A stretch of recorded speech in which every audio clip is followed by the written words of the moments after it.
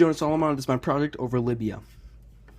First, we're going to do the Human Development Index, which is HDI. First off is the indicator GDP per capita. This is how much an average citizen makes per year, and it's $10,455. Considering Lubbock, Texas GDP per capita is $30,000, this is actually kind of low. The next is the duration of education.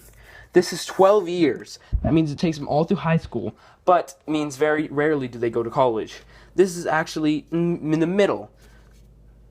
Next is the armed force personnel. This is how many of the population is actually in the armed forces. It's about 14.68%. And if a country to have a very low armed forces personnel percentage, that means it'd be bad because they wouldn't have enough development to defend themselves. But if it were extremely high, that would also be bad because that means all their military is just a kind of call to arms. So, with a 14.68%, which is rather high, it's actually not that good. The literacy rate is 83.5, which in all reality isn't as good as you think it'd be because more developed countries such as America, UK, Algeria, and such have 98 to 99% literacy rates. So this is okay, but not that good. Next is obesity rates. Usually obesity means development because you need food to become obese. But in all actuality, considering it's such a high rate, this means that it's kind of lopsided.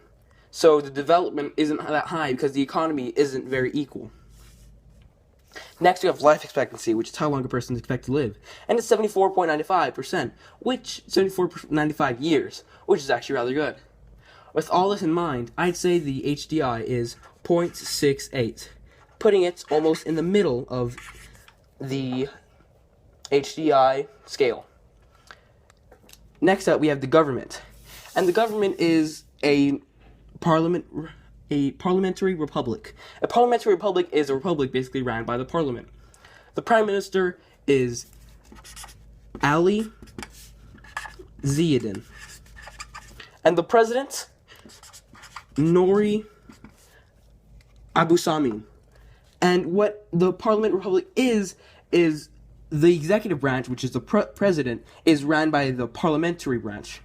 And the kind of economic thing they have is they have a lot of government control, but recently that failed. So now the government control is lessened, and it's new order coming in. So if we're going to rank it with this, the communist, and this, the free enterprise, it would be in mid-communist, mid-socialist right here, moving forward because of the new order coming in. The culture of this country is, as you'd expect, Middle Eastern.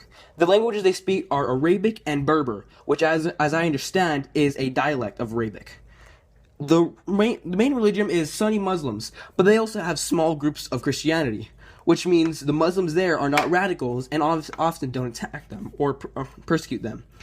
And in all of Libya, they only have one working railway, which isn't that good for a country. And next, only 24.3% of the population actually owns cars. This is pretty bad.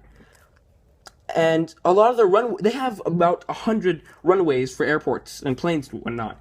But a lot of them are unpaved, which I'm not sure is safe. Next. Oh no, that's it. Okay, cool. That was a project.